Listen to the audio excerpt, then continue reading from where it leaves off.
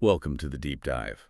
Today, we are undertaking a pretty critical mission, I think, wading into the very dense and often confusing world of narcissism.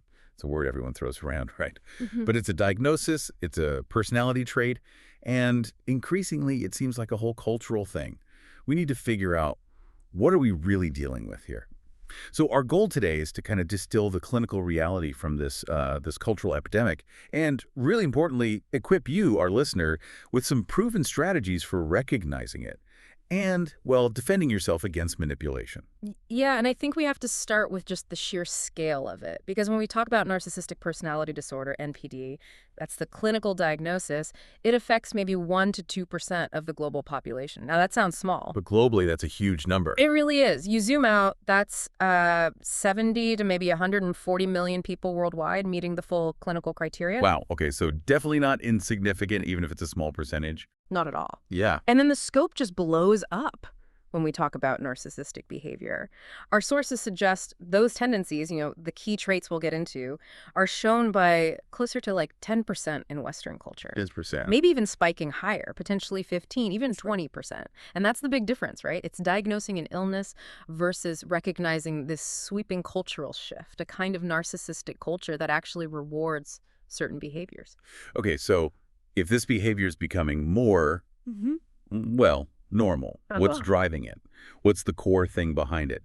The pattern seems to be this obsession with external perfection, being the wealthiest, the fittest, the smartest, best dressed, because they fundamentally hate feeling invisible, or even worse, being questioned. Right, that intense reaction to being questioned, that's really key. And it's why we need to understand how narcissism fits into this bigger picture, what psychologists call the dark triad. Narcissism is just dark triad. What are the other parts? So the second leg is psychopathy.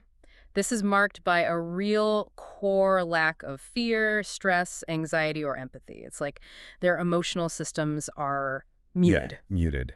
And what's really chilling, the research suggests therapy doesn't actually, cure them. It doesn't help. In fact, it might just teach them more about how people function, so it effectively gives them new weapons for their arsenal. That's a terrifying idea. Right. Therapy makes them better at manipulating, so they're operating without the usual internal checks and balances. Exactly, no breaks.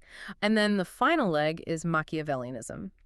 These individuals are very coldly focused on self-interest. They use conscious manipulation, lying, exploiting others, all to get power. So power is the goal, not connection or love. Power over everything else. And the key difference here is control.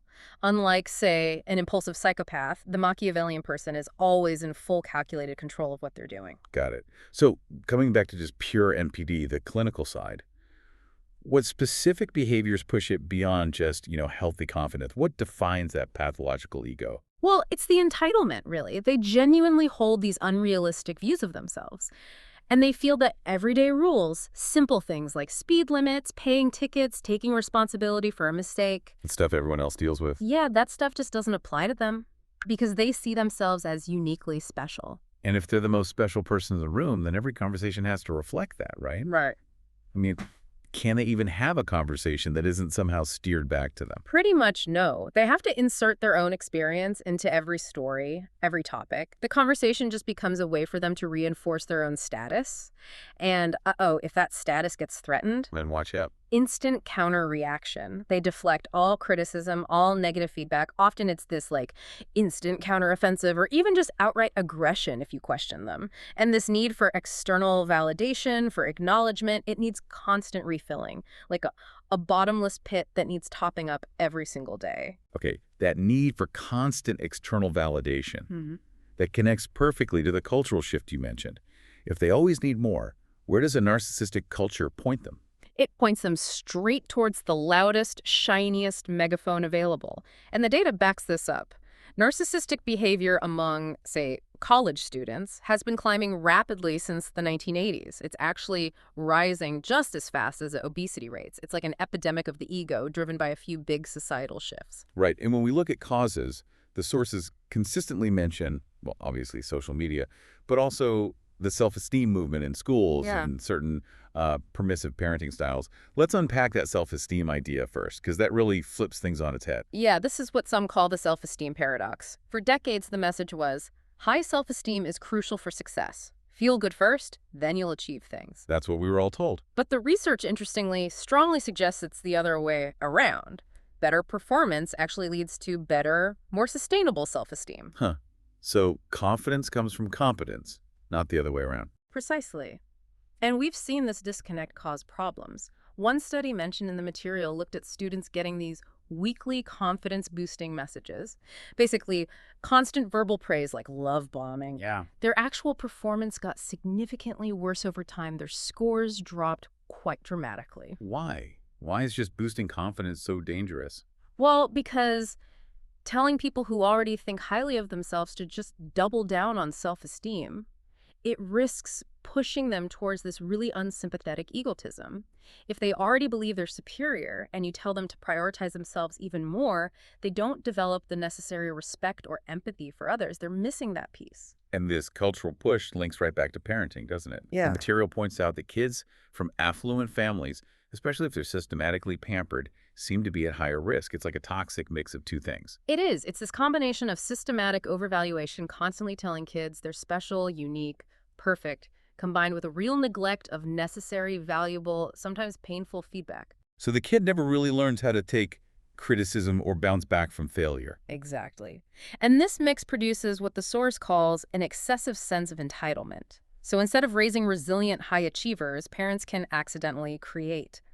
Well, the source hilariously calls it a sluggish armada of egomaniacal underachievers. Oh, wow. A sluggish armada. Yeah. They believe they're flawless, but they lack the work ethic, the resilience, the basic tools to function when the real world inevitably questions their supposed perfection. Okay, so the culture might be breeding this, but what does it actually look like when it impacts us directly? In a relationship, at work, how do these individuals operate? Let's talk tactics. Right, the tactics. Well, they often start with maybe the most insidious one, love bombing. Love bombing. This is that super rapid, intense flattery. Declaring you're a soulmate, the absolute best person ever, often within days or weeks. It feels amazing, but it's purely a strategy. A strategy for what? To get the victim deeply invested really quickly. To get them into a position where they can be exploited later on. That sheer intensity, that speed, that's the red flag then. So what happens after the love bombing stops, once they feel they have you hooked? Then the mask drops, often quite suddenly. The narcissist starts criticizing the very things they initially praised. So if they loved how strong and driven you were, now they'll say you're too dominant. If they admired your sharp mind, suddenly you're so incredibly dull. They turn your best qualities against you. Wow. Weaponizing praise. And that denial of reality, changing the narrative, that leads straight into gaslighting, which sounds incredibly confusing and damaging. It's all about intentional confusion, making the victim doubt their own senses, their memory, their sanity. The classic example is often something small but powerful, like your partner flatly denies saying the name Susan, insists they said Sandy, even though you know what you heard 5 minutes ago. It makes you question yourself constantly. It's that constant drip, drip, drip of distortion, making you feel like you're going crazy. And the material actually gives a specific translation for one of the most common phrases they use. Yes. When they look you dead in the eye and say, you're being so dramatic and oversensitive. Yeah. What does that really mean? What they're actually communicating is something like, I absolutely love provoking chaos and emotional reactions, and right now I'm projecting my own massive sensitivity to criticism onto you. They can't handle their own feelings, so they make them yours. Oof, that's potent. And they seem incredibly skilled at finding just the right buttons to push, the most vulnerable targets. Our sources use that personality styles framework, the colors, to show how they exploit our specific weaknesses. That's right. When we talk about personality styles like the colors or DISC, we're essentially talking about predictable emotional needs and fears that narcissists are, frankly, brilliant at spotting and targeting. Okay, let's quickly define those for listeners. What about yellows, the expressive social types? Yellows thrive on recognition, inclusion, being liked. So their vulnerability is that craving for popularity and attention. Any attack that questions their focus, their social standing, or makes them feel excluded, that's highly effective. It really destabilizes them. Okay, and greens, the more stable, consistent, peace-loving types. Greens hate conflict. Their vulnerability is that intense fear of confrontation. They'll often absorb endless emotional damage, guilt, even abuse, just to keep the peace. They take it and take it until they finally snap and have an outburst, and then the narcissist immediately exploits the horrendous shame and guilt from that outburst, painting themselves as the calm victim. That is truly insidious. Okay, finally, the blues. The analytical, detail-focused thinkers who rely on facts. Are they tougher nuts to crack? Yes, generally blues are the hardest to manipulate directly because they operate on facts, data, evidence, they might even keep notes. But they are vulnerable to attacks on their credibility, being accused of carelessness, sloppy work, or being labeled as socially awkward or inept. The narcissist might also try to deny them the chance to actually do quality work, undermining their confidence that way. Understanding the playbook is step one, but then what do we actually do about it? How do we defend ourselves? Well, first, the sources are clear. Zero tolerance for any kind of emotional or physical abuse. That's non-negotiable. But in those everyday manipulative interactions, the key is reclaiming control. One simple but effective tactic is the broken record technique. Ah, so you stop playing their game of immediate chaotic reactions. Exactly. You refuse to give an instant answer. Instead, you repeat a consistent, simple message, something like, I need some time to consider this, I'll get back to you. And you just stick to that, no matter how much pressure they apply, how awkward the silence gets. By being consistent, you disrupt their reliance on creating chaos and rushing you into things. That makes sense, taking back control of the timing. And when you do need to set a clear boundary, the material offers a really structured four-part way to say it. Yeah. It helps you state your feelings without blaming, which, as we heard, just triggers their defenses. Right. It's a clear boundary formula. It starts with the specific behavior, When you do this specific thing, then the impact it has on you. I feel this emotion or impact. then state the change you need very clearly. If you could do this different thing instead. And finally, the positive outcome, if they make that change. I would feel this positive result. It's undeniable, it's not accusatory, and it breaks their usual pattern. Okay, so those are immediate defenses. Hmm. But looking bigger picture, how do we individually and maybe even culturally push back against this tide of extreme self-focus? Is there a long-term cure? Humility, essentially. We seem culturally stuck chasing that short-term dopamine hit from self-promotion, from materialism. It's that self-destructive cycle perfectly summed up by the old saying, we buy things we don't need with money we don't have to impress people we don't like. And ultimately it leaves everyone, including the narcissist, feeling pretty empty.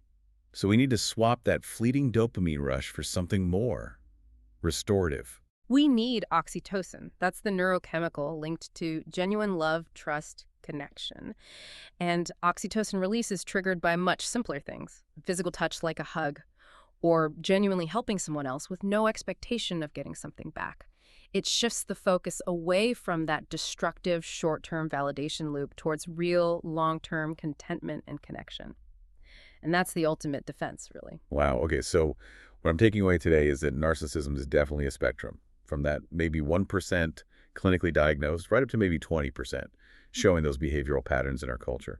And crucially, you probably can't change a true narcissist, but knowing this stuff, having self-awareness, that's your best defense. You can change your reaction and enforce those boundaries. Absolutely. And in a culture that's constantly nudging us to promote this perfect, idealized version of ourselves, especially online, it's worth remembering that chasing only external validation is often the fastest route to feeling isolated and unhappy, even for the narcissists themselves, ironically. So here's a final thought to leave you with. If chasing high self-esteem at all costs and this unchecked self-focus can actually be harmful in the long run, maybe the most narcissistic act in today's world is actually refusing to look after your own genuine long-term contentment, choosing that temporary external validation instead. Something to think about. Thanks for joining us on The Deep Dive.